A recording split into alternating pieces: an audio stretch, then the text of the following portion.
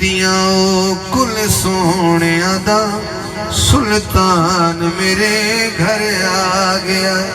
Be be Halima Sadia کہنے لگیاں جدوں اے دی زیارت کرنیاں ایج لگ دے تلاوت کرنیاں، جدوں اے دی زیارت کرنیاں ایج لگ دے تلاوت کرنیاں، میری اکھیاں کاری بن گیاں ہیں، میری اکھیاں کاری بن گیاں ہیں، قرآن میرے گھر آ گیا۔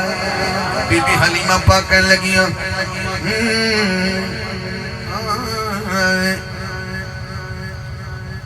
اینو ویکھ کے حاکم حسنیاں، اینو دل دیاں ساریاں دسنیاں، چرچے عرشاں فرشاں تے ذیشان میرے گھر آ گیا۔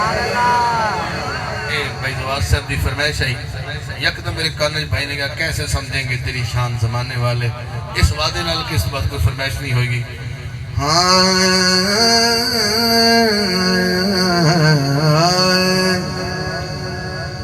کیسے سمجھیں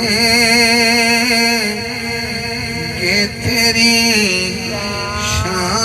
شان زمانے والے، خود مٹیں گے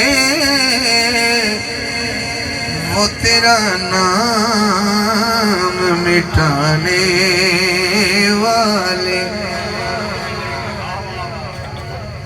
کیا ضرورت ہے کہ ہم چاند کا جلوہ دیکھیں،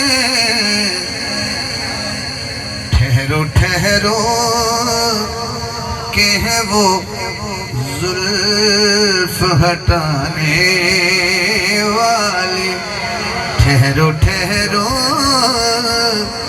کہ ہے وہ زلف ہٹانے والی۔